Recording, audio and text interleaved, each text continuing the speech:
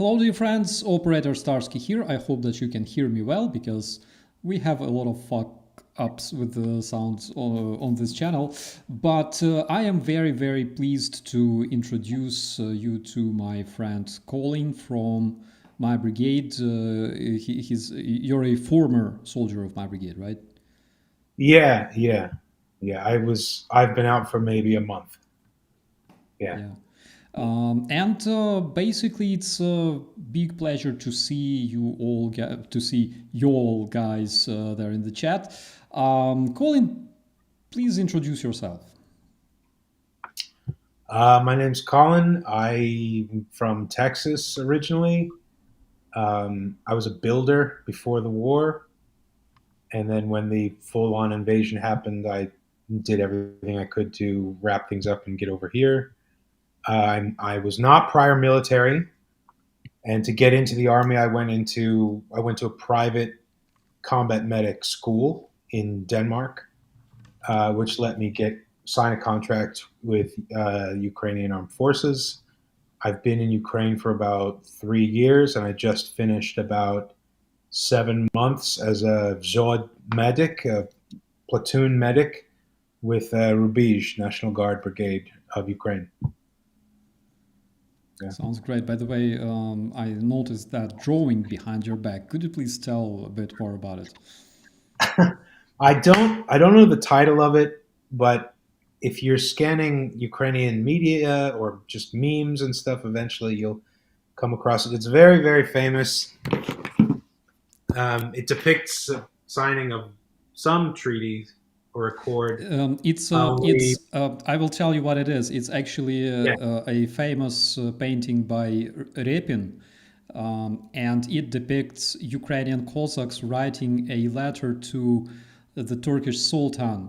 So the story behind it is the Sultan was like very posh, like very snobbish. And basically, when you address a Sultan, you gotta address him as if he's like son of God and stuff like that. And he required this from everyone. And then he sent them a message saying that me, the great sultan of the world, the son of sun and stuff like that, I offer you to submit and become my servants. So I in think the that went end, over well.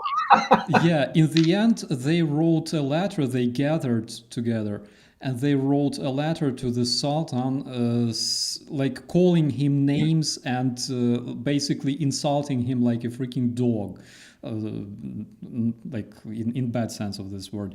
And basically, like the letter itself is so freaking fun. Like it's really fun to read. Yeah, but I The see best part that. about the Yeah, sorry, go ahead. The Yeah, best part but about this is the every expression. Every expression in the painting is very, very precise, and the sneers are just fantastic. Yeah. yeah, yeah, absolutely. Especially the one wearing suit. Hmm. But yeah, and for people who don't know, there are very large department stores here, like you'd see anywhere else, and there's one. The big one is just called Epicenter, and it's kind of like if you had a mall all in one, which we sometimes have. And in the furniture section, I would see this. I saw this for about a year, and I eventually just had to buy it. Yeah, and it's Biden in the center. If you hadn't already noticed. Yeah, and fun thing about Biden is that in Ukrainian history, we have this Baida Vishnevetsky. He was like a famous historical figure of around 17th century, as far as I remember. And sometimes we call when Biden was a president, we used to call him Grandpa Bida, like Did Bida. It was really fun. I Mm. wanted to ask you this, Colin. In 3 years, did you manage to learn Ukrainian language, and was it hard? How hard is it generally to speak Ukrainian? I have learned. I Okay. This may sound arrogant, but I think for foreigners who've come just for the war, who didn't know anything before, I think I know as much or more than anyone else in the country, who's just been learning it for the last 3 years. Um, there's a lot I can say, and there's a lot that just blows my mind, goes way over my head. There are two different stems for, I think, verb structure that I just do not under. Really, it's like coming from a Germanic language. I live and die by nouns, and nouns in Ukrainian, the spelling and pronunciation changes with the syntax. So, for example, like the name Olha can be Olhu or Oltsi, depending on the structure, depending on what you're trying to say. And it's like stubbing my toe while walking down a path every time I fall into this. And so, for everything that you need in order to get around the country and talk to people and order in restaurants or explain like the equipment you're looking for, and that's, to me, that's really not that difficult. I was smart enough to learn the alphabet before I got into the country, which I would say if you're coming into the country, you should definitely do that because um, a lot of the words you will see are the same. Like notarius just means notary, right? But that's how it will be listed on like a bill on a sign by the building. So, if you need a bank account or something, or you need official documents, you will need to go to the notary, stuff like that. Um, yeah, there are more letters and I think fewer sounds than in English. Um, yeah, it's not. It's really not that bad. It's honestly, to me, it's not that bad. Yeah. So I'm Yeah. proud. You have to be willing to sound and look like an idiot literally every day, and I definitely have by just getting certain things wrong. But yeah, not Yeah. that bad. One thing that I love about Ukrainian language is that in our language, it sounds the way you read. Like you read the way it sounds, right? Hmm. So Hmm. if it's letter A, it's A. Like if it's letter R O U, it's R O U. It doesn't change because, for example, in English language it changes, in German it changes, in Italian some consonants are changing, and also in Russian language, by the way, because in Russian, even though Russian and Ukrainian languages are kind of similar, but at the same time, in Russian language you have that a lot. For example, the word milk, right? My favorite word, of course. Uh-huh. That in Ukrainian is moloko. In Uh-huh. Russian will be malako because they're crazy. Um, Yeah. which Ukrainian phrase do you butcher the worst, and how do the locals roast you for that? Oh, the phrases I I butcher the most. Oh, um, sometimes it's saying bad words that I've learned in the army when I'm not supposed to. It's often like it really is the syntax, like the grammar. I messed that up. I'm forgetting the word. Like changing a verb, stuff like that. I screw that up all the time. Um, I definitely live an immigrant experience, because I kind of live by certain phrases that I know. Um, so I know that I'm messing stuff up all the time. There are phrases I want to say that I don't yet know how to say, like just say in a sentence. I wish I could give a better example of phrases I mess up. It took me. It's really like the way the I found the way to speak Ukrainian has a lot of pushing and pulling of your jaw forward and back, which English we just kind of let our jaw hang, So like the phrase "radi poznayomitis," just like for because it's like jaw forward, jaw back, jaw forward, jaw back, just "radi poznayomitis," and you have to like stop thinking like an English speaker. So for a long time, I've really because when you meet someone, you have to like say that quickly, and so I would chew on that phrase often until I sat somewhere and just practiced it alone, so I could. You have my Yeah. complete admiration, for learning this phrase, because like before you told that, I didn't even think that actually. Yeah, actually, it's a complicated shit. Рады познакомиться. It's like holy crap. Like it means nice to meet you. Uh, Yeah. yeah, and another thing, in English language, you have fewer syllables generally. Hmm. Like you can say, like right now, I said three words and just like three syllables. You can say, right? In Yeah. Ukrainian, it's like we have lots of them, and it requires a Ти lot of можеш time to. сказати, like, wow. Yeah, yeah. Yeah, yeah, and I don't know. That's the reason, for example, I like English speaking songs, like songs in English, right? Because especially in metal, it's very easy to sing, it's very Hmm. easy to understand, and you can put more sense in like a single line of text. While in Ukrainian, it's like you start like you know Hmm. radiating words. What is your favorite music, by the way, that you were listening to in Ukraine? Is it something Ukrainian or American?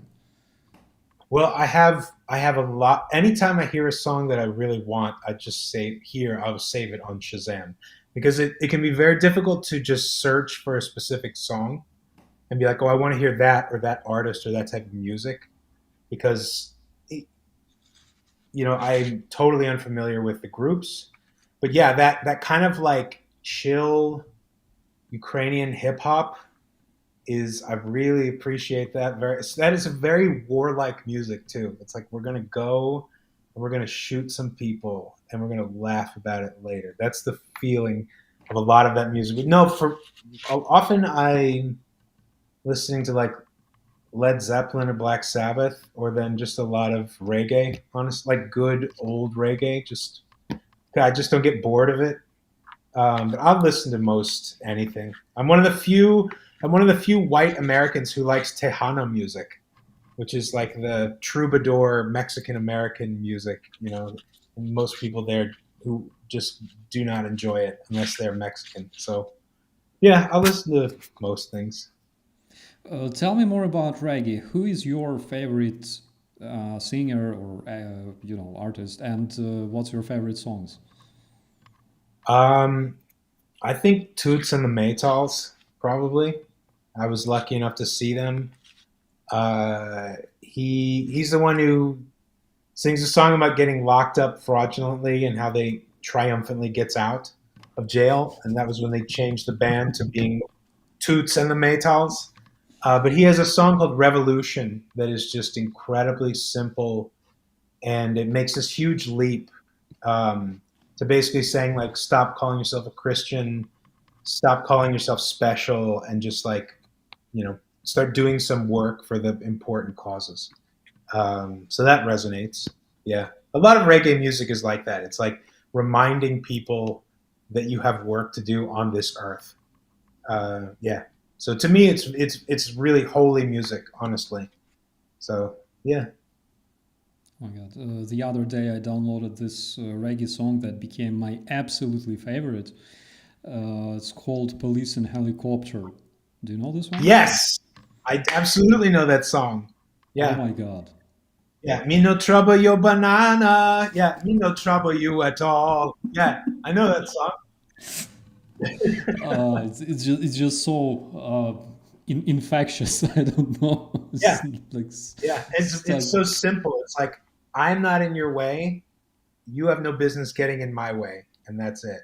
Yeah, Yeah. police in helicopter, smoking marijuana. And when I hear that, I have flashbacks of my battalion 2015 Krasnohorivka, where we were like searching for terrorists. We were filtrating the Mhm. transport coming from the occupied territories, and of course, we dedicated a lot of time to like searching marijuana and stuff like that. It Yeah, was yeah, yeah. so That's fun. awesome. That is Yeah, awesome. do you know Berkut? No, what Uh, is so, that? so like 2013, 2014, we had this special force police in Ukraine that consisted mostly of like big goons, and they were mostly used by Yanukovych to, like punish people and like, Mhm. but basically they were the only special force police that we kind of had. Uh, like several other smaller units, but this one like primary. And there are of course a lot of peders because after the revolution and when the war began, a lot of them fled to Russia and basically started doing in Russia the same shit they did in Ukraine, started beating up people and stuff like that. But among them were guys that literally were like professionals, so they pledged to Ukraine, and when the war started with Russia, they went to the front and they were fighting Russians.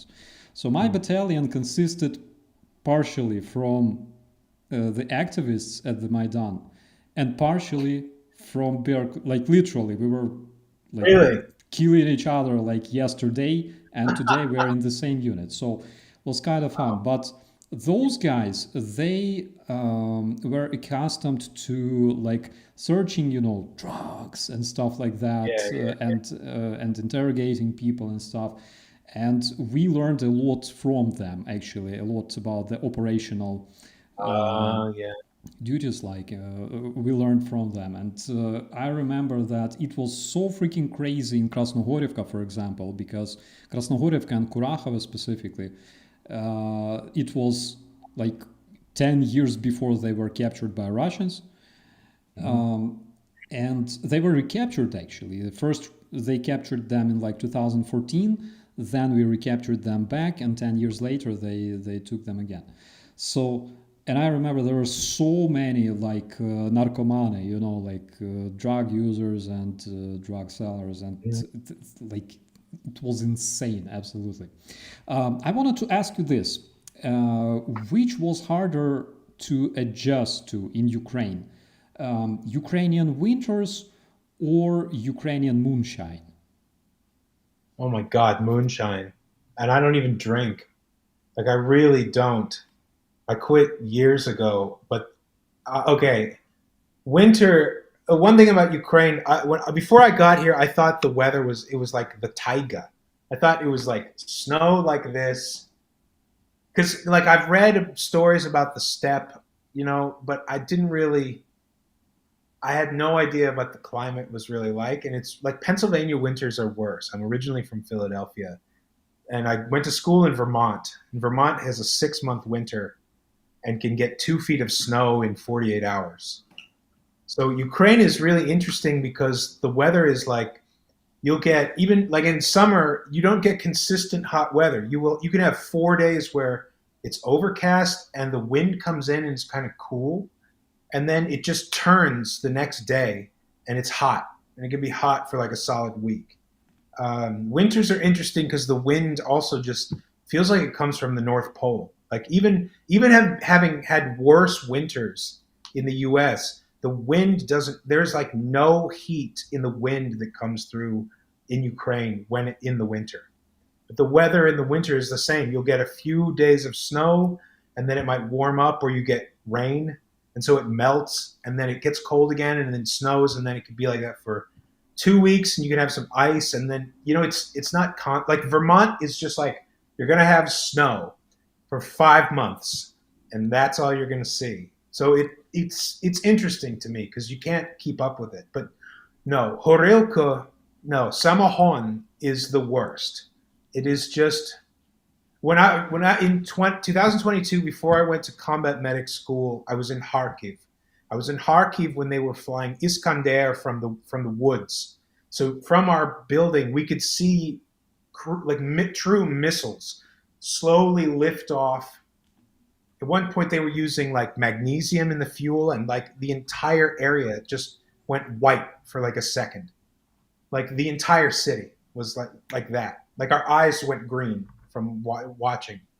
And I was staying at a hotel at one point, and the people there were so nice. They they had a table out in the parking lot, and they were drinking and had food. And they invited me the same night I checked in to come and sit with them. And um, there's this awesome guy named Ruslan. And as soon as I sit down, I don't drink. They had tequila, and they already knew I was from Texas. So they're like, Colin, tequila. And like, I cannot say no to this. And then we drank that whole bottle. And then Ruslan goes, Colin, home whiskey? And it's like, I can't say no to that either. And of course, it's in like a Coca-Cola bottle, like 2/3 full. So we had to drink that. And then when that was empty, he goes, Colin, Ukrainian vodka? It's like, I can't say no to that either. So, but no, the Samohon, it will just, that'll end your night. Yeah, Yeah, it's so that's it's definitely like work. it's like 90% alcohol. It's like Yeah.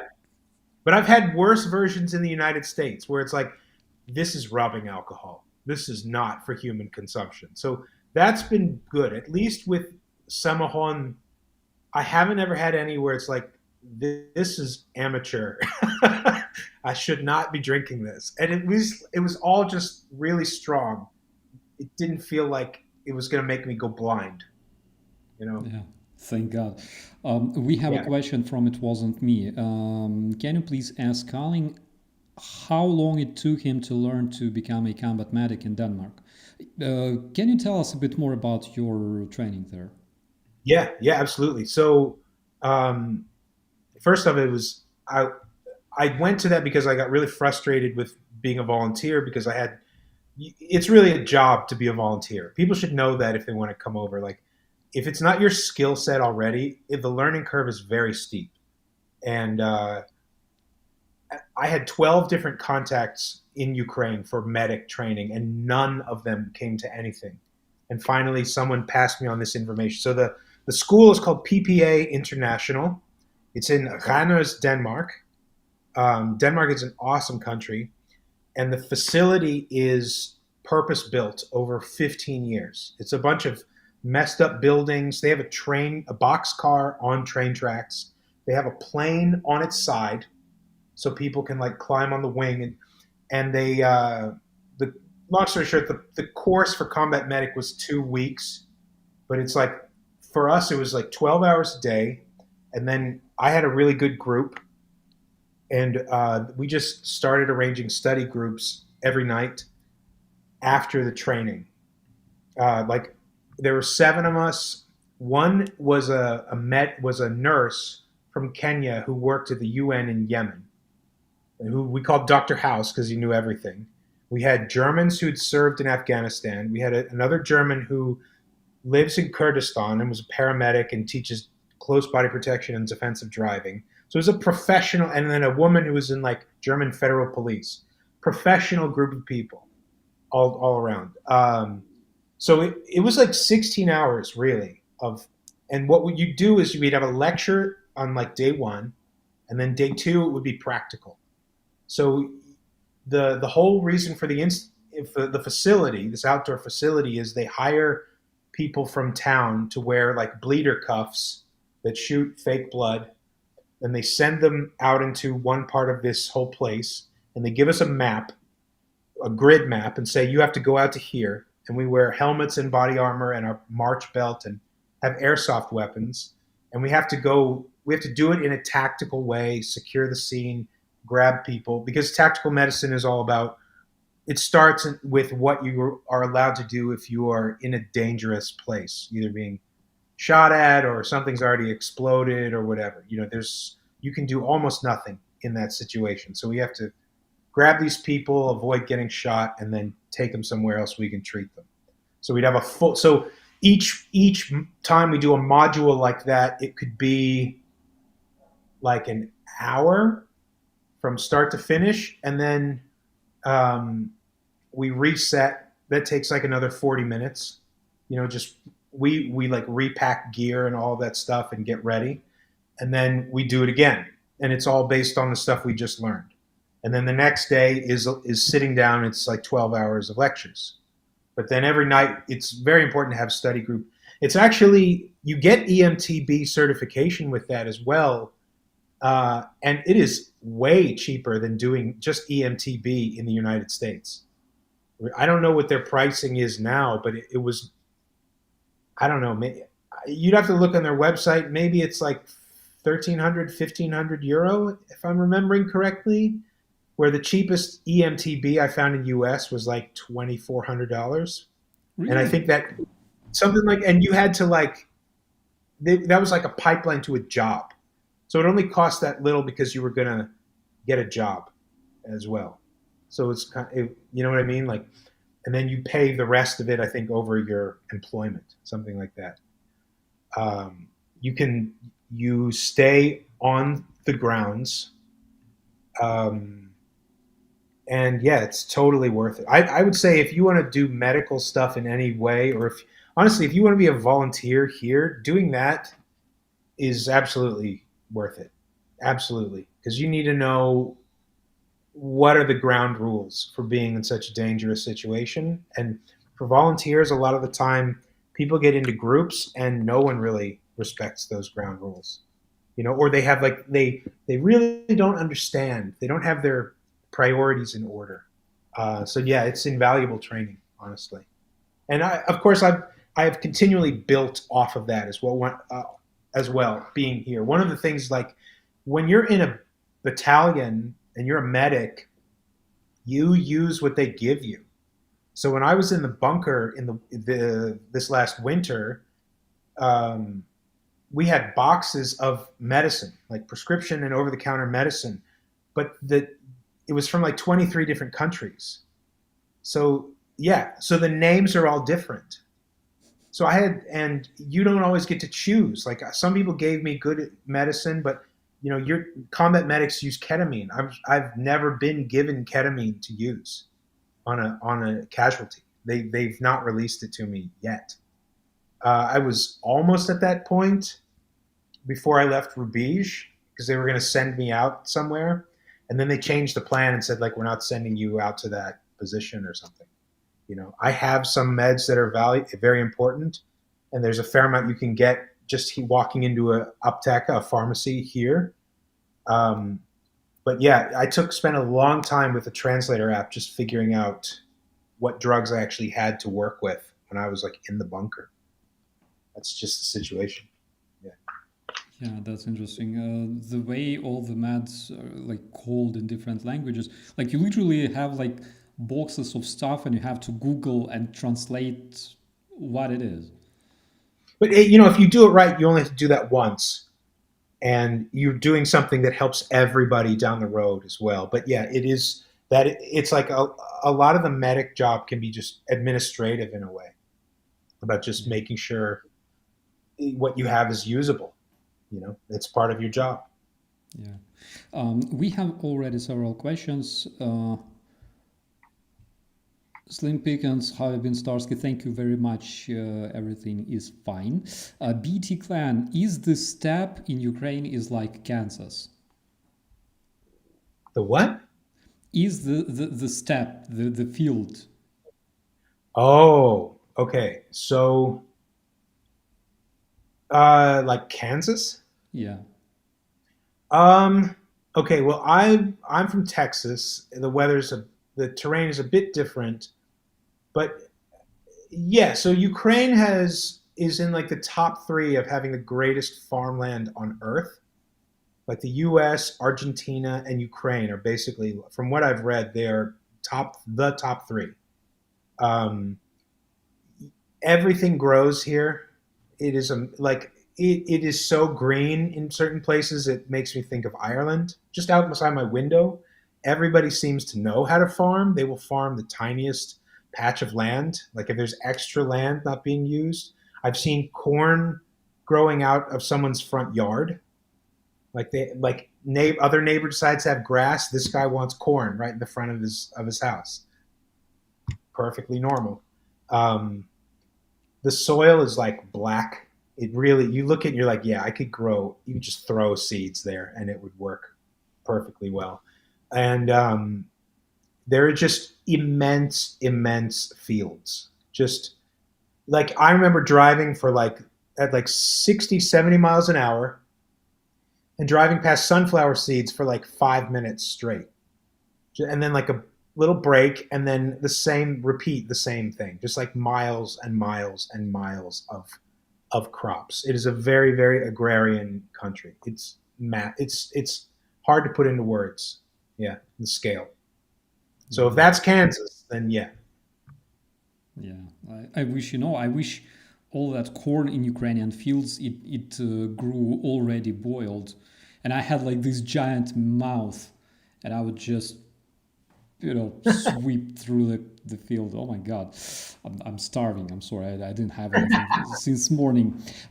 We have a commentary from Papa Kale who says Saskatchewan boy watching people complain about weather is hilarious, which what like I don't know. For example, me as a Ukrainian, I suffered a lot because you have to wear like two pairs of pants in Ukraine for like half a year. uh, Hmm. do you have the same impression? Uh, well, I'm always hot. In the army, there is always the question for me of like whether to wear like long johns under thermal pants.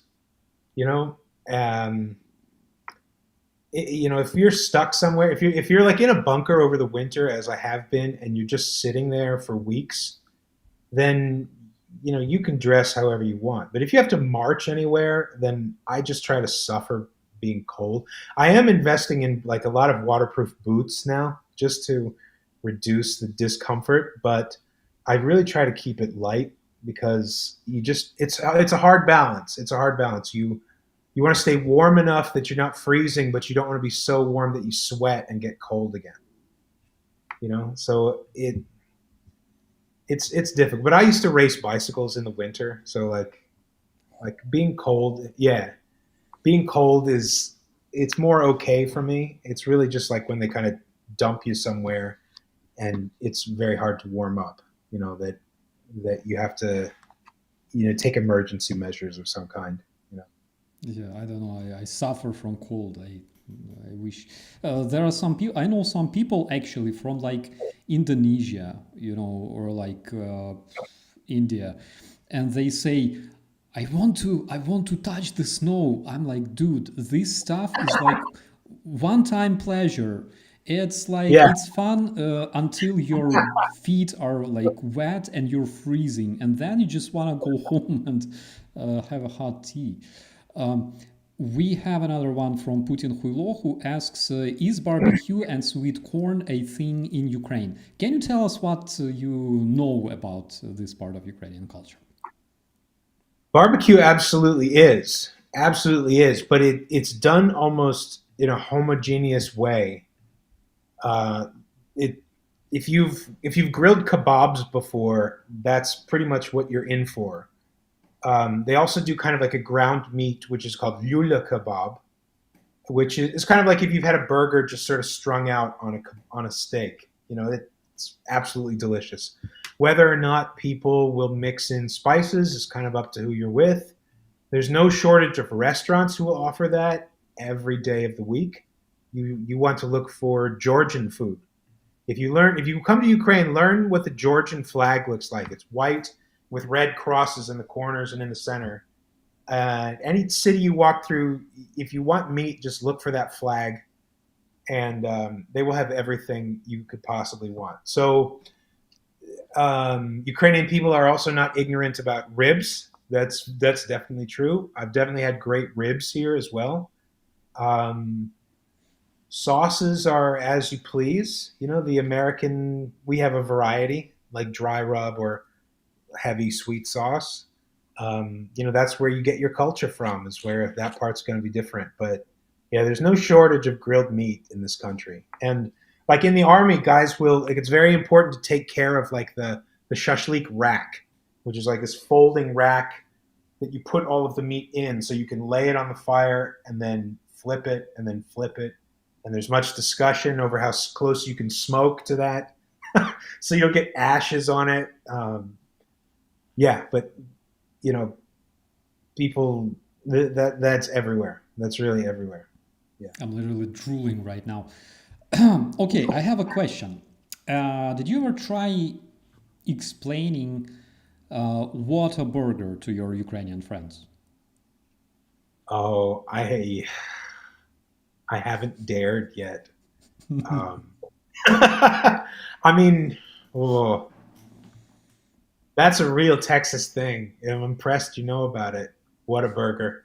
Um, I okay. Here's my gateway drug to explain that to people is that I occasionally make guacamole for people, and people have no idea what that is, and then they're like 9 out of 10 they take one bite and it's like I've hooked them on crack.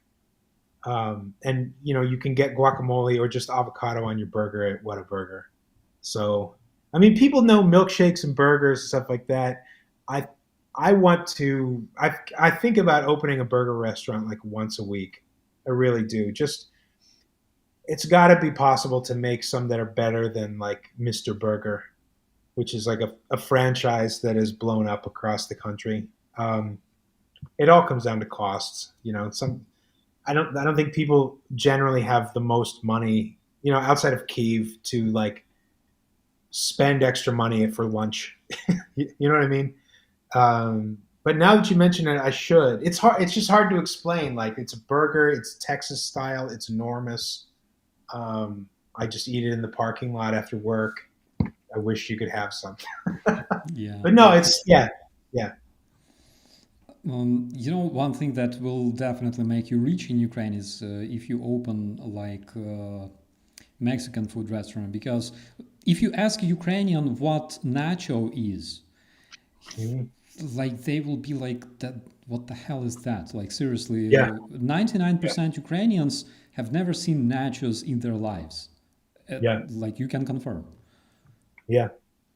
And I think the only real obstacle you have to get over is like sourcing, like fresh tortilla chips or fresh tortillas, and you can make them here. So that's really, to me, that's really the only obstacle. Is like food like that. There's not that much demand for it here, so it's hard to find. Once you have demand for it, people will come. So Yeah. yeah, I agree. I agree. Speaking of tortillas, so we have lavash. Basically, it works. I think. Yeah, yeah, Yeah. yeah. It's Um, close enough. yeah. Yeah. What is the most Texan thing you've caught yourself doing on the front line, or generally in Ukraine, besides cooking guacamole? Yeah. Um, I think keeping everything in my pockets instead of having like a sling purse. People have like criticized me for like having my keys on my belt, having a wallet, and like, why don't you just have this thing? Like, man, I can't do that. I just can't.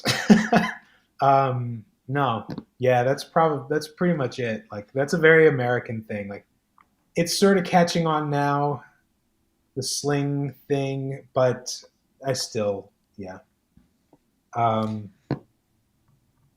yeah. The Texans are like salt of the earth, hardworking people as well. So who are used to coming up with their own solutions also. So there's a lot of other stuff that just seems to kind of fit in anyway.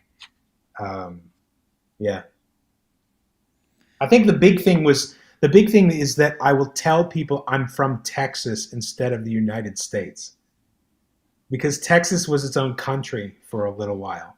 So we're the only state that can fly its flag at the same height as the United States flag. Every other state has to have their flag lower because we were a country at one point. So people will be like, "Where are you from?" You're like, "I'm from Sweden. I'm from Estonia, Texas."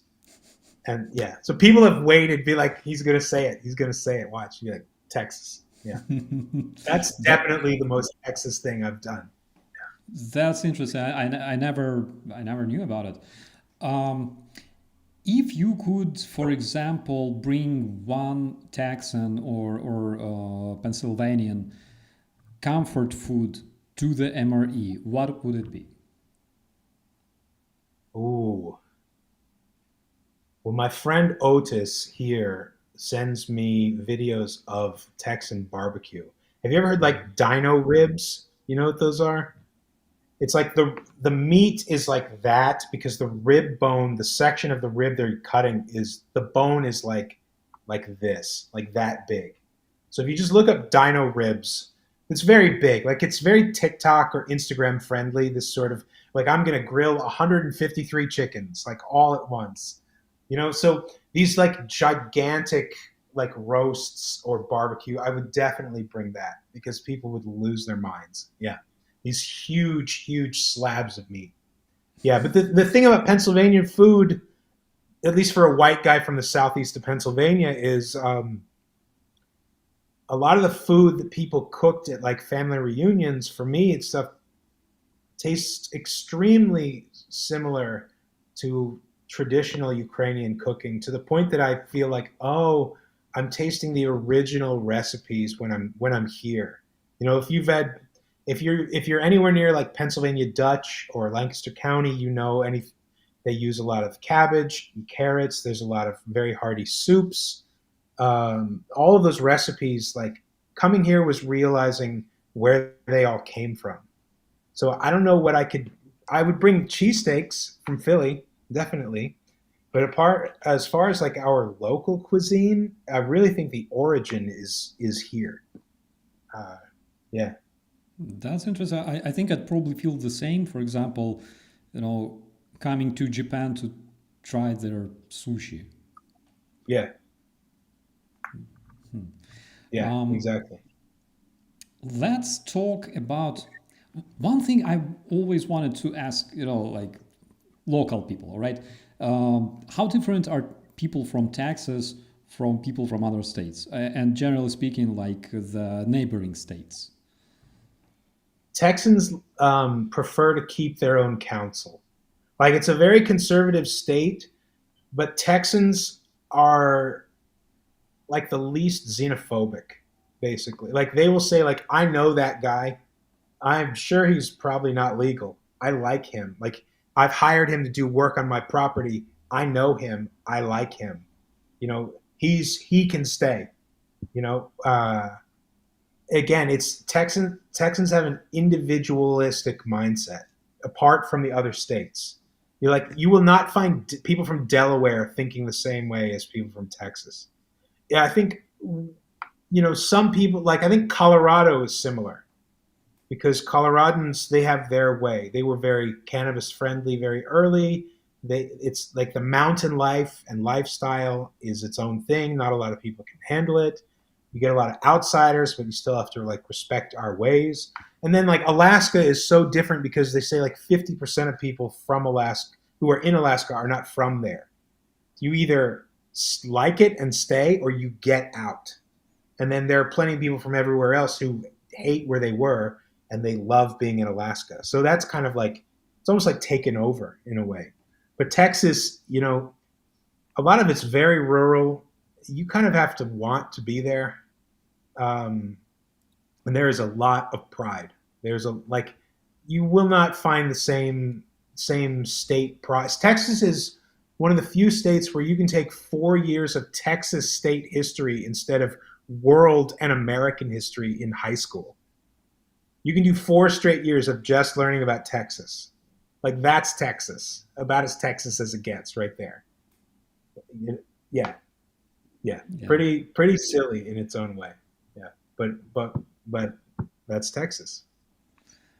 One of the first English songs in my life that I learned as a kid was "Oh, bring me home where the buffaloes roam."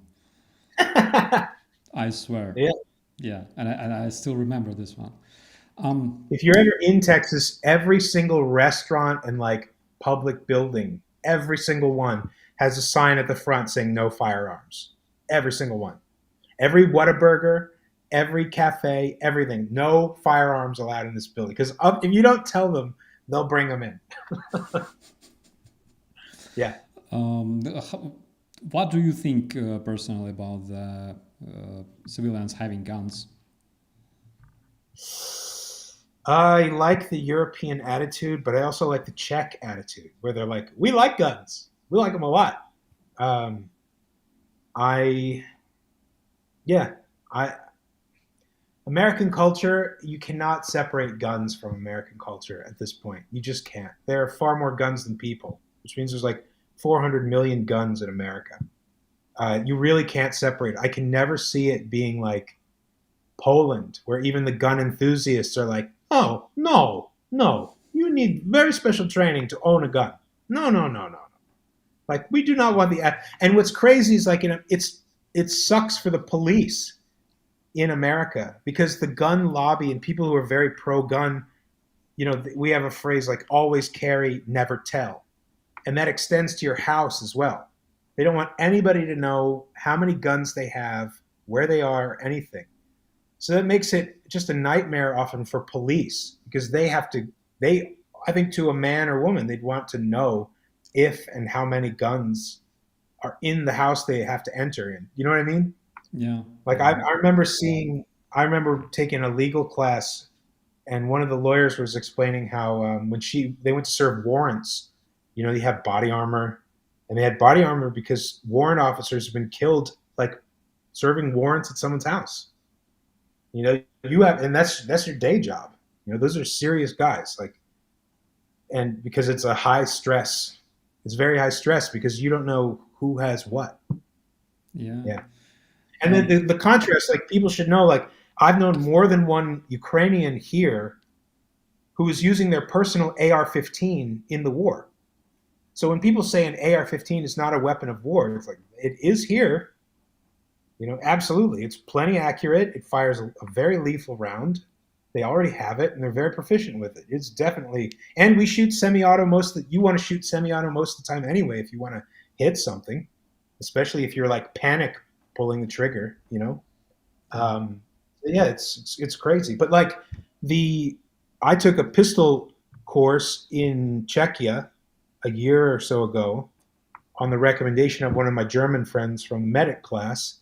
And he's an officer in the Bundeswehr, and like literally everyone else in there was German, or either German soldier or former German soldier, and it was run by Germans, but they have to go out of the country for private weapons training.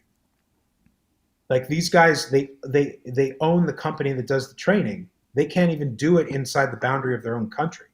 They have to go to Czech Republic because Czech Republic is the most gun-friendly country basically in Western Europe.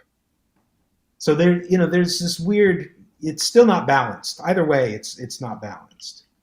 Yeah. We have several commenters. William Young says auto is a waste of ammo, which I partially agree with until you hear like brrrt. That is, yeah. The other one, Papa Kale, sorry if I butcher your name, asks, what are the gun laws in Ukraine? So generally, in Ukraine, people are not allowed to carry handguns, but they are besides like the traumatic ones, right? So you're not allowed to carry handguns, but you're allowed to carry rifles, which is probably like, yeah. Really? So basically, you can buy and own and carry things like shotguns. Of course, if you carry them in like proper, carry and store them in proper conditions, you can easily buy and carry a shotgun, and you can easily buy and carry a rifle of any caliber. Like literally, the weapon must be semi-automatic. I have in Kiev, I have like two legal rifles that is AR-15, but it's made by Walter / Humorous. Is basically 22 long rifle. So it's basically for practicing.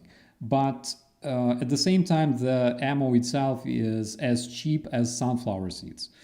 And also CZ527 with sniper optics, it's .223. So again, not bad. And I took this one to the war actually in like 2020. So it was at a distance at about 500-600 meters. It was more or less convenient. But that's the law. And people criticize in Ukraine for not being able to carry handguns. Statistically, in the United States, every one out of 10 traffic stops ends in violence. And among those, 5% are basically shootouts. In Mm. Ukraine, 1 million traffic stops like ends in basically not like the worst thing you can experience in Ukraine during a traffic stop, again, as a former cop. It's like when the dude will be completely the dude or a like a person behind a driving wheel will be completely drunk, and they will refuse doing like a breathalyzer test, and then they will call the road patrol, sorry, the road control. That is like an organization in Ukraine. Basically, it consists of sovereign citizens. All right. So they massively arrive to the scene with their phones, and next day you can see you and your bodies on a YouTube, and you will read in the comments everything people think about you. That is like completely insane. Yeah, That's hilarious. yeah, it's funny, but at the same time, Ukrainians who can literally buy as many shotguns and rifles as they like, if they have money, basically, they can defend their homes because how often do you use a handgun on the war? I don't even want to be issued one, like as a Yeah, medic or anything. I don't even want one. It's just extra weight, yeah, you know? absolutely, absolutely. When I became an officer and received my handgun, I never used it literally. First of all, because it was Makarov, and Makarov sucks balls.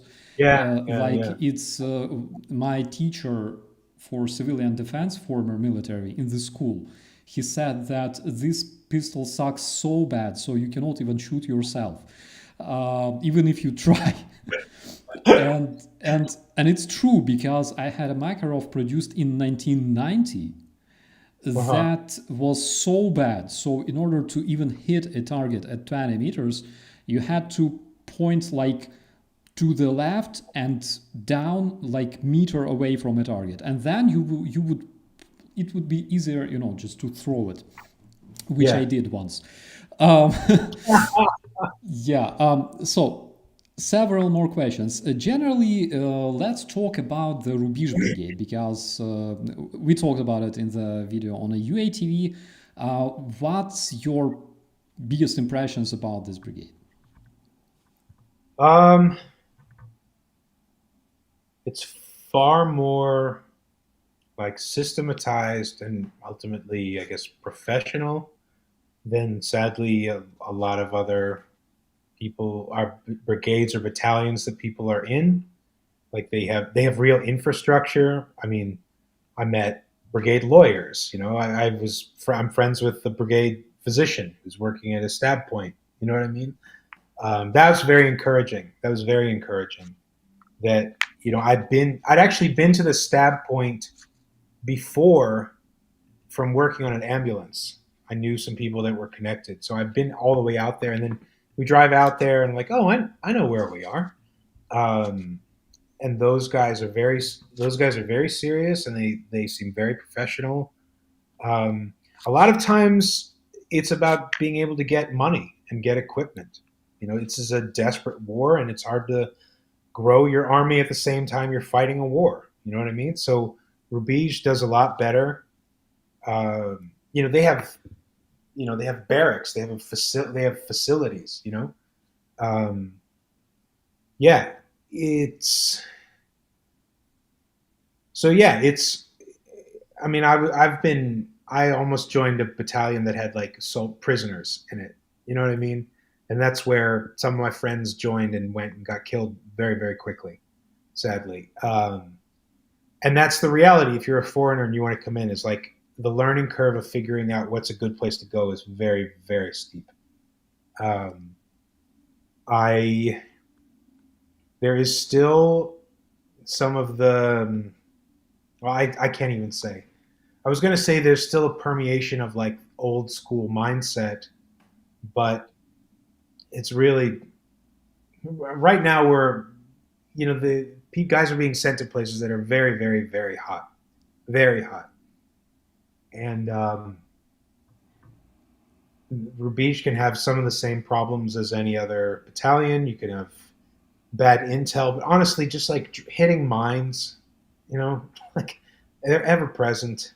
You can have really bad situations through no fault of your own, just because someone mined a place that you didn't know that they had mined, or God no, you can't keep track of everything.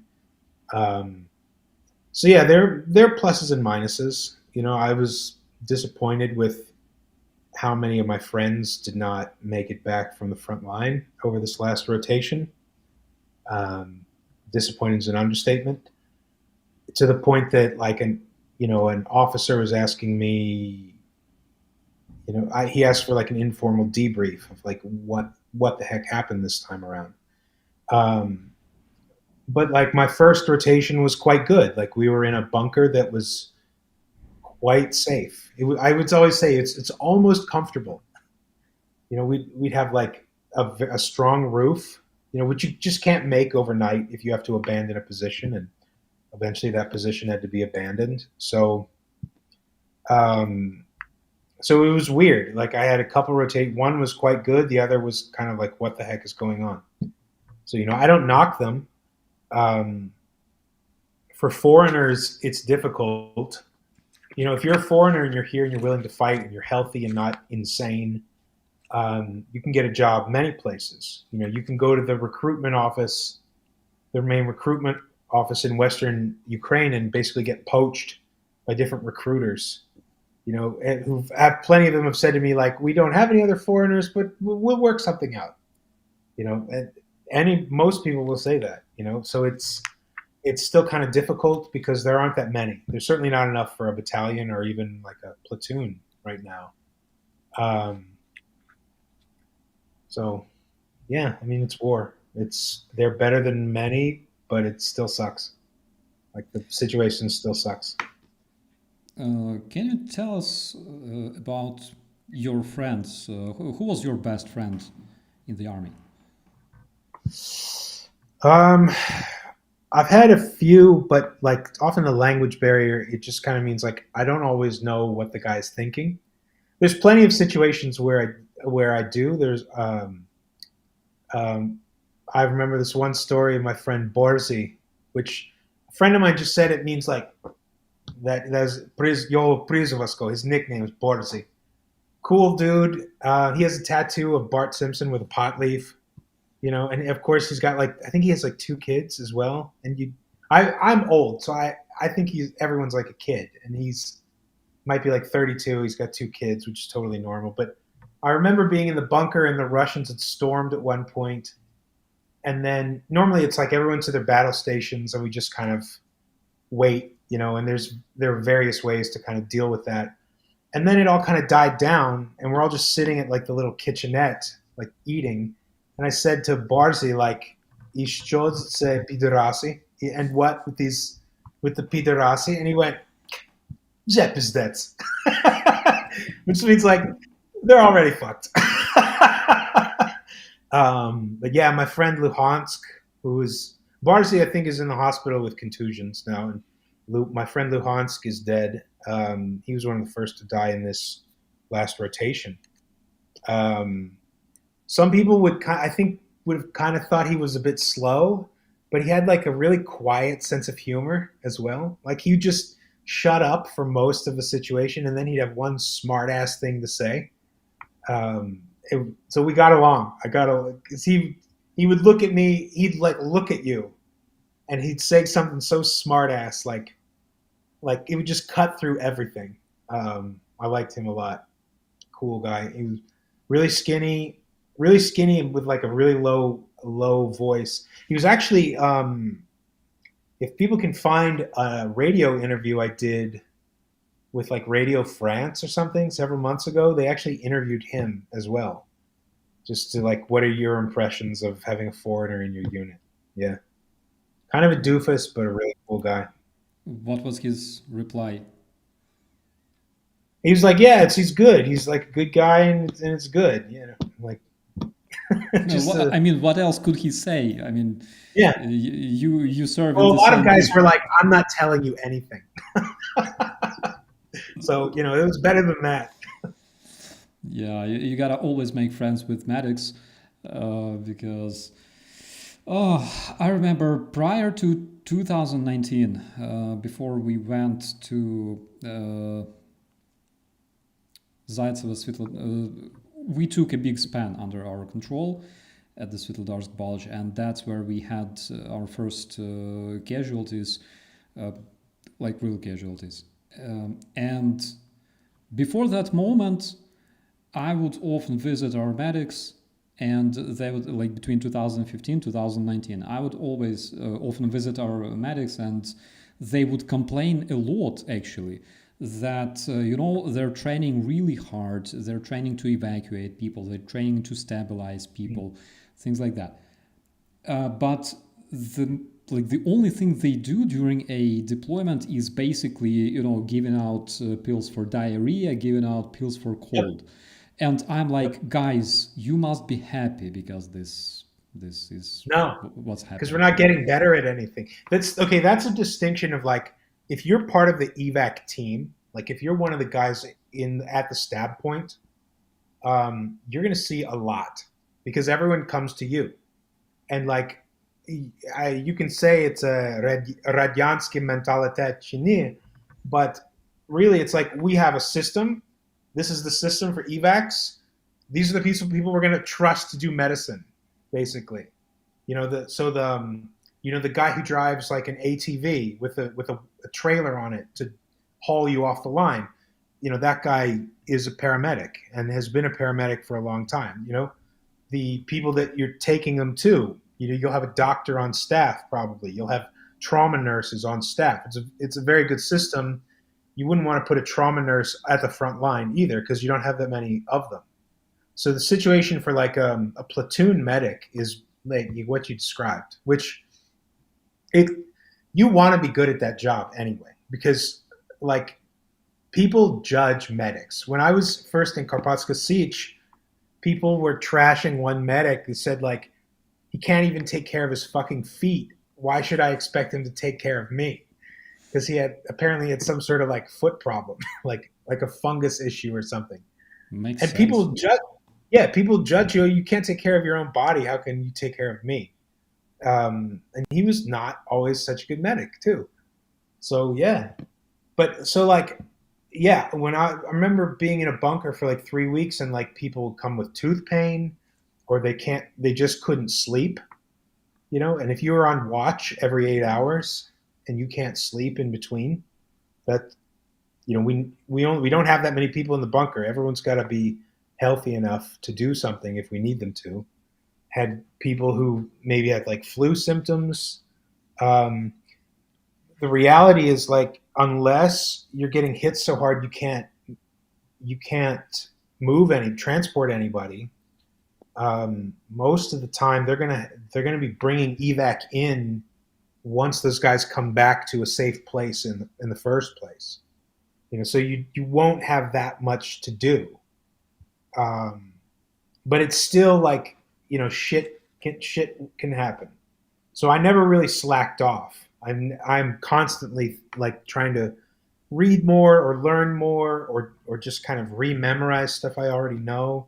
But it's kind of like a choice to like, are you going to go work in a stab point or are you going to go like carry a weapon and be on the line? You got to commit time to either one of those. Yeah, Yeah.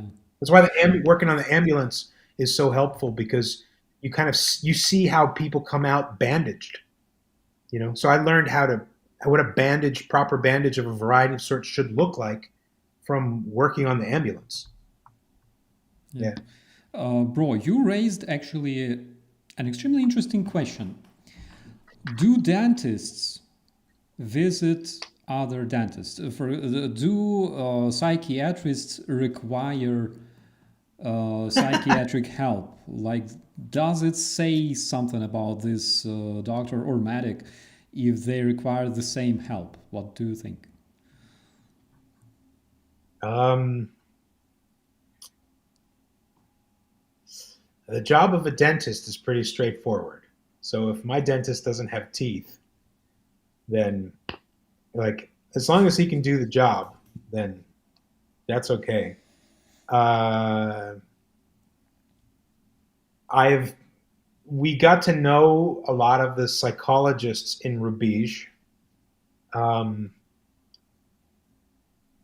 they were involved, like they certainly were very much aware of the situations that people can be find themselves in, psychologically, but they were also in a way kind of at a healthy distance from being exposed, like being in that themselves. But then it's kind of like, your country's at war for years. You were hearing what other people are going through is enough to mess with you. Everybody needs a break. Um, I think the problem with doctors often is like the ethical standard.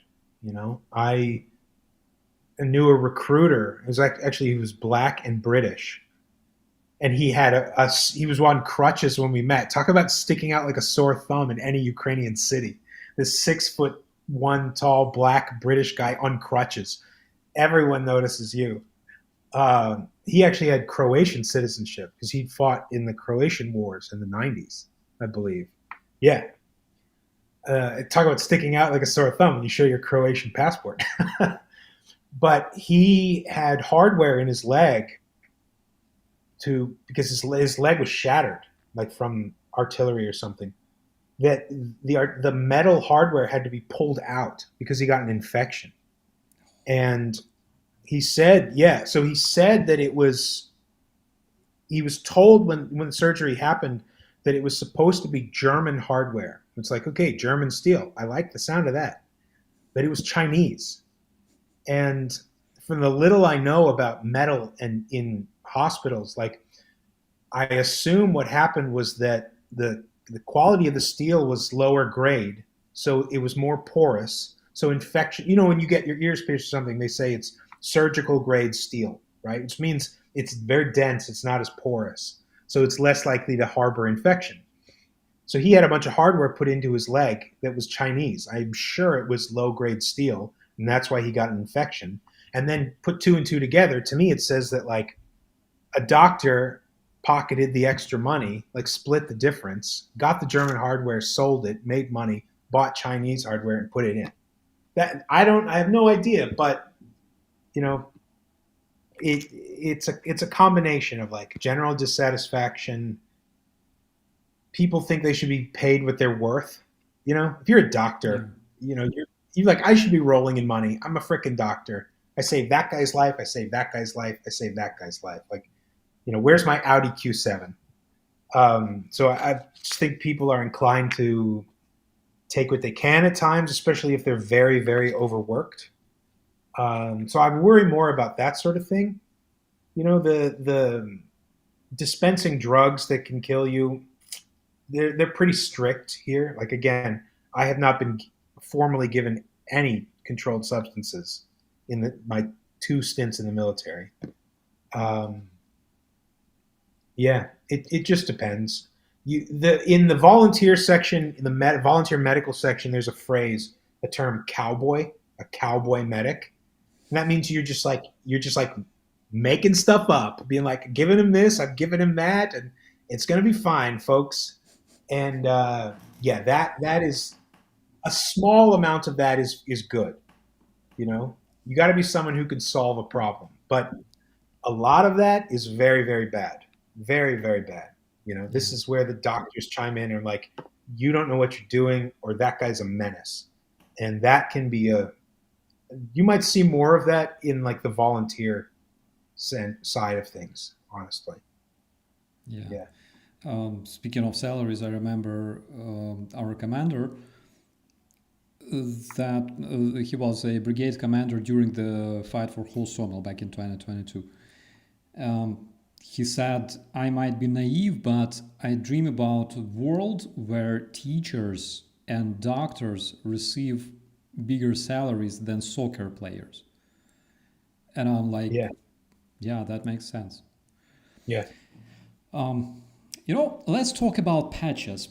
Because like this topic is like uh, I feel pain until today because 2016, we went to the mutual military exercise in Yavoriv together with NATO armies. There were Canadians, Americans, British, a lot of different people from different countries, Italy, as far as I remember.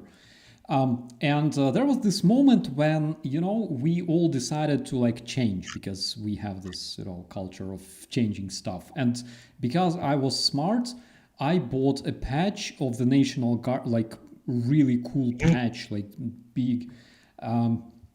But because I wasn't smart enough, I only bought one actually. And I brought it there, hoping to change it for something. And then all of my guys, of course, they brought like packs of shit from Kiev, from HOSTOMEL. And they were changing stuff with like Canadians, with Americans, with British. Some dude, I think, even changed like a beret for a British beret. I can be wrong, but basically that's what I heard. Yeah.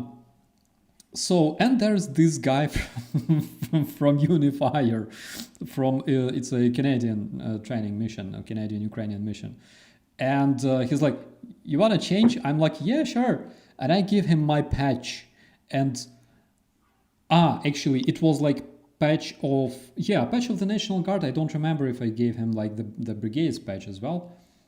I don't remember, but I'm like, yeah, of course, and of course, like it's a like National Guard patch. Come on. Yeah. So, and in exchange for that, he gives me like a tiny bracelet, which is like, I'm looking at it like, are you serious? And I was so like, everybody's like, dude, I literally traded like multicam pants from like a special force guy, from American special force guy. I received a fucking multicam pants, for like real ones. And I've got like the tiny bracelet. I still keep it as a memory, but Yeah. Of like, course, of yeah. course. Do you have like favorite patches that you received Can I from your? can I get them? They're just Absolutely, yeah. okay, good.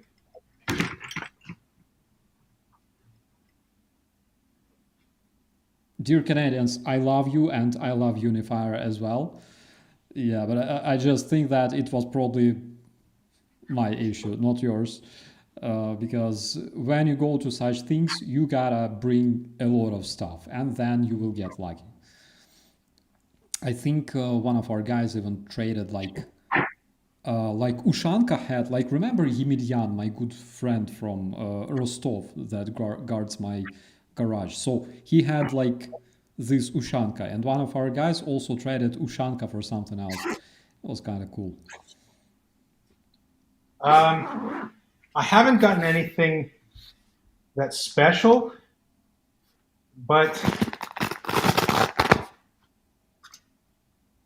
a friend of mine, I was smart enough to bring the San Antonio flag as a patch. Oh, So that and nobody gets it right. So that flag looks like the Mexican, like the tricolor, but it has gold around it, and it says the date of the city's inception, 1824.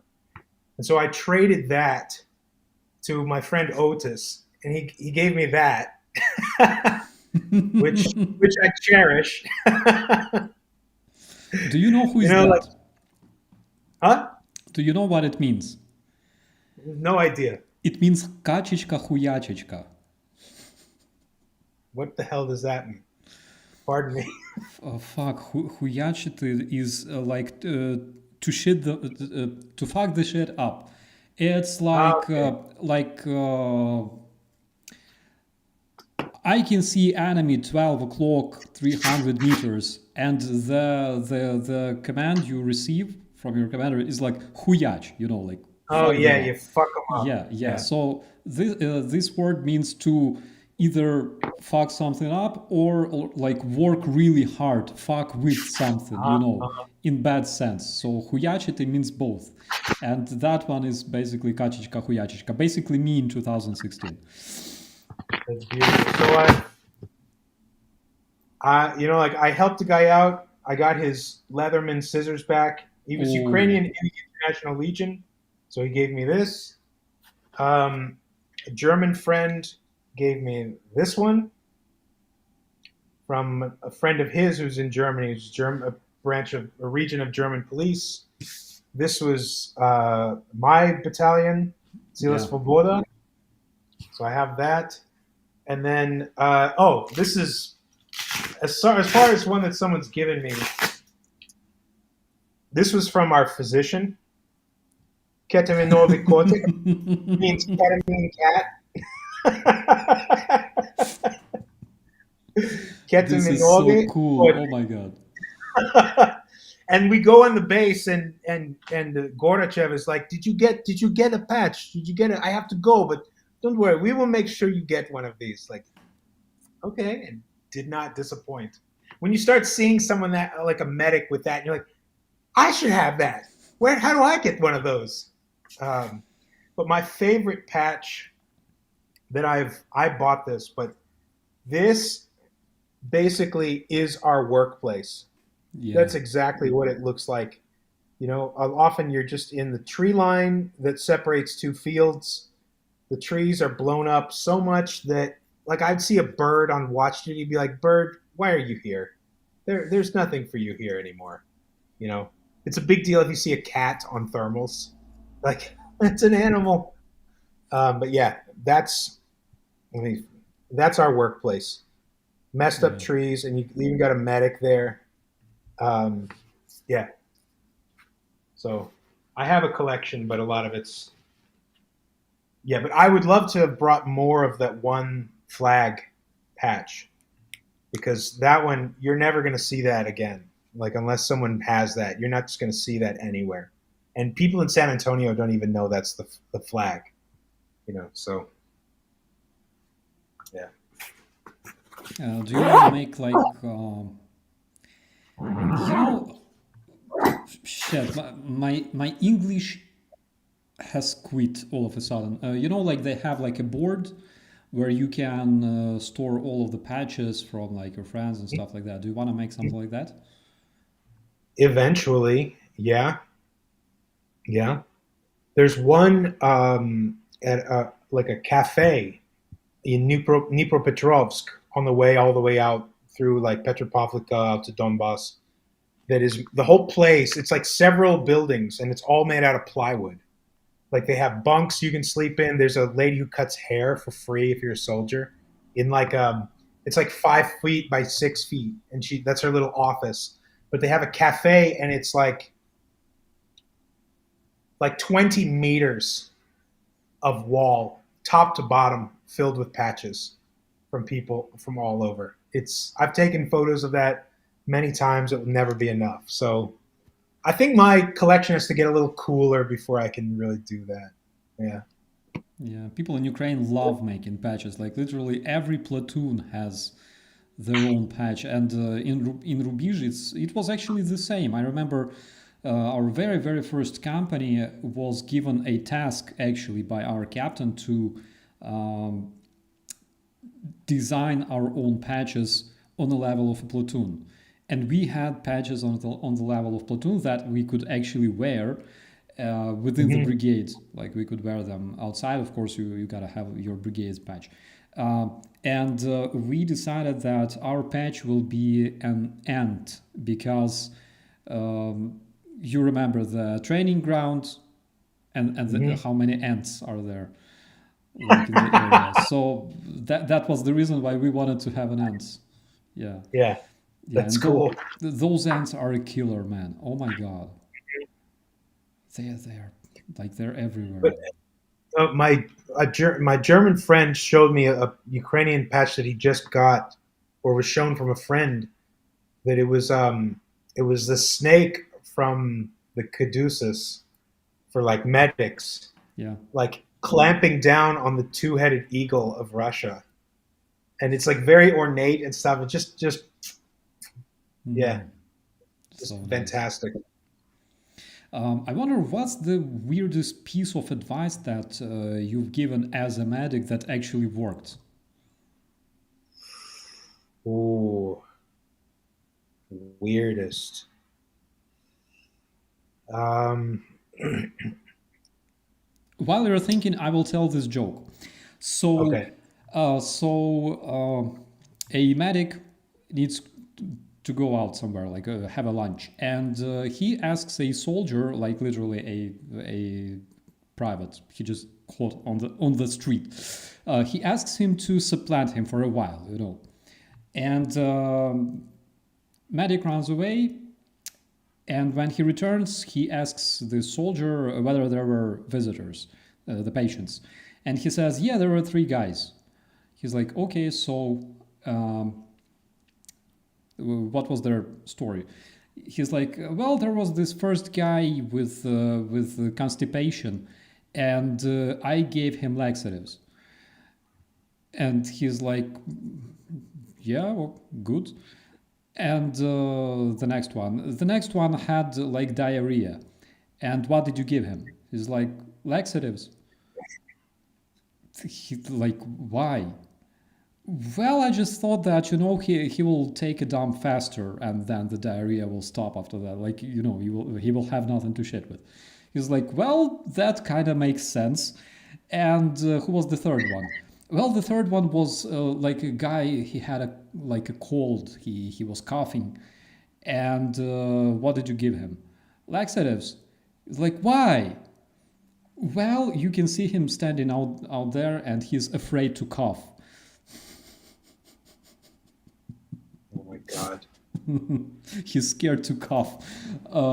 Yeah, so It's terrible. Oh my God. Let's see. Well, weirdest advice. I don't know. Shit gets serious really quickly. Um, I think the weirdest stuff I've seen is all the ways people talk about. This is not stuff that has worked. It's like the ways people talk about tourniquets and the rules you should have. Like, it gets very, very fucked up and dark. Like, I just saw a part of a study that said 50% of amputations in the war are from tourniquets that are not needed. Like, oh my God.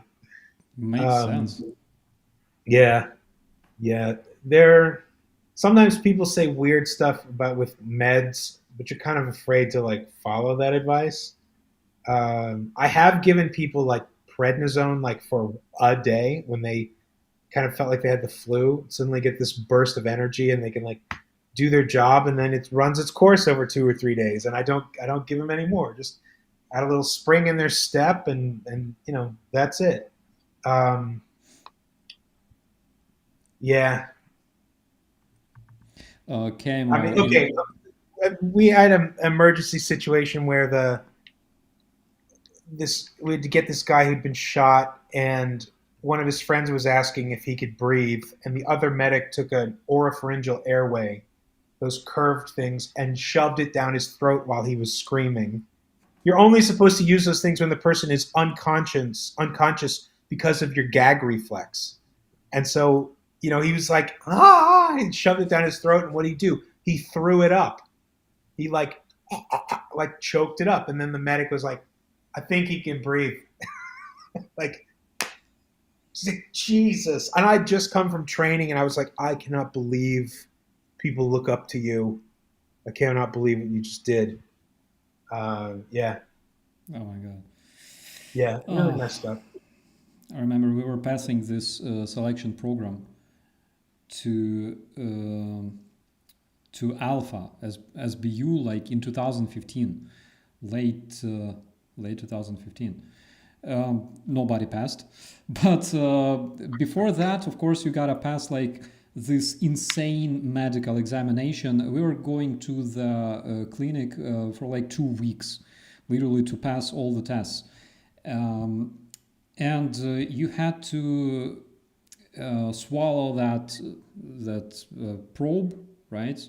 Mm-hmm. Mm-hmm. And of course, I would say 100% of our guys never done it before, right? And he walks into the room, like smiling. He walks out crying, of course.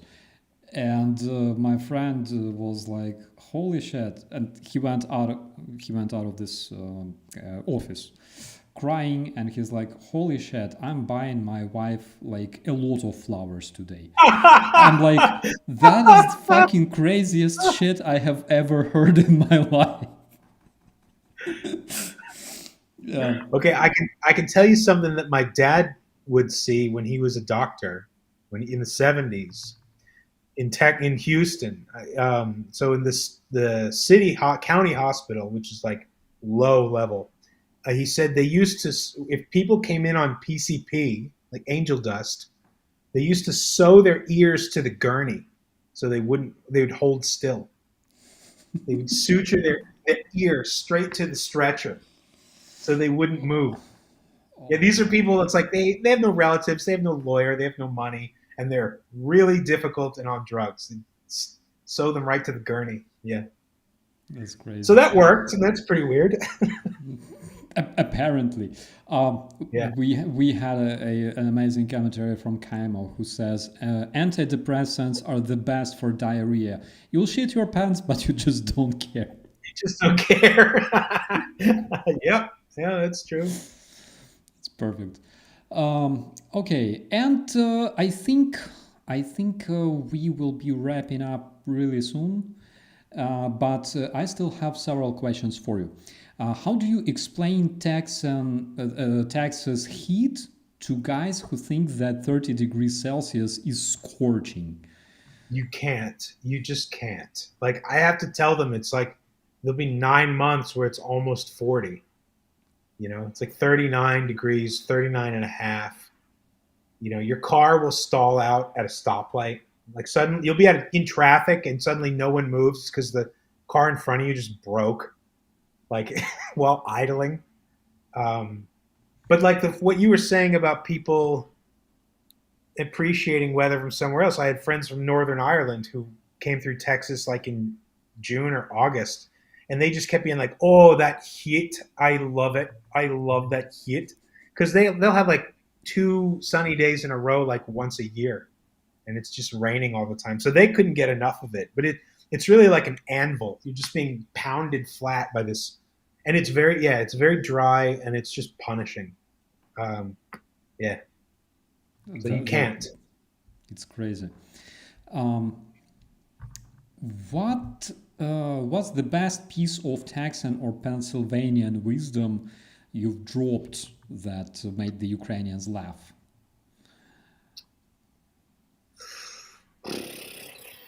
Texan wisdom. Yeah. I mean, Ukrainians don't lack it now, but it's this awareness of like who's going to shoot first. Like Texans are. It's true. Like, and it's the same in Pennsylvania. I didn't know how many people carried guns until I worked in construction, and I'd see like a plumber leaning over, and his iron is like sticking out of his hooded sweatshirt, and he's like, like it's construction. You don't want to wear heavy clothes or carry that much. He's carrying his piece like all the time. That so. I mean, Ukrainians don't lack it now, but it's really weird. Like in the civilian world, people aren't as aware of that, of like who might be carrying a gun right now. But I guess I'm just glad that they don't really have to deal with it because it's ever present. Yeah. Yeah, yes. Something alien, like completely alien to me, happened when I went to Washington D.C. in like 2008, and I was having a beer with my friends. We were sitting outside in the open air cafeteria, and the table next to our table, there were a lot of guys like celebrating something. Generally, something they looked like as if they were from like. Same university or something like that, or same group. They were wearing like same t-shirts. You know, Mm, and yeah. they were literally like just sitting there and drinking and laughing, and they were really loud. In Ukraine, generally, you would, in most cases, you would tell people if they bother Yeah. you, screaming. Ukrainians, we don't like shit. We just say, guys, can you please tune it Yeah. down a Shut bit? up. Or Yeah. yeah, Yeah. yeah, Yeah. maybe not shut up, but can you Well. yeah, like you know. Hmm. Hmm. So I ask my friends, and they're both from United States. They're both local. I ask them like, should I ask them to to be a bit quieter? They're like, Yeah. no, no, no, please don't do that. I'm like, why? And they go, because some of them might have a gun. And I'm like, imagine me like wild Ukrainian. That was the first year, like Yeah. that was the first time in my life actually visiting Washington when I held like the licensed Windows in my hands. Mm. I was a blessed Ukrainian. I was blessed to have this. 2008, and I heard that stuff, and I'm like, whoa, that is wise. I never thought about it. Yeah. Yeah. Yeah, because in Ukraine, It's like in Ukraine, if fight happens, the worst thing you can like experience is like either a broken nose or maybe like if you're very unlucky, you will get stabbed. All right, yeah. Yeah. happens. But Yeah. generally, it's not like just start shooting. Yep. It's Yeah. pretty messed up. That Yeah. that was interesting. Like to me as a Ukrainian, it was something so alien. Like I lived in Ukraine in a criminal district of Kiev, in a very criminal district, Mm. and we never even thought about that. And before we wrap it up, what no, let me ask you this one. Have you converted anyone into a die-hard fan of brisket yet in Ukraine? A brisket. Brisket. I. It is not hard to convince people of brisket. I mean, yeah, showing people some videos because they'll be like, "What do you think?" People, it's a common question like, "What do you think of Ukrainian food?" Or like the food here, like, "What's your favorite?" And I always remember like shashlik and all that. This is Georgian food, so don't. You're talking about Ukrainian food, that's something different. But what's your favorite food is open. So when we talk about meat, then I can show them like, "Have you seen this?"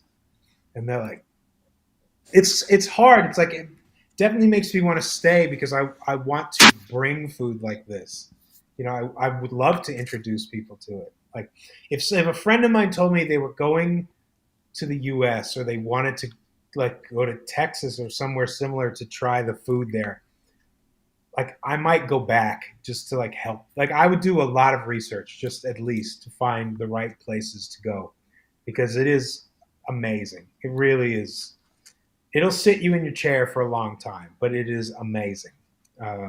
Yeah. So, I mean, who knows? I mean, that's a good idea actually to put some work into being able to like cook it myself. You could have a little smoker on a trailer. You could take that into Donbass and, and just do it yourself. Yeah.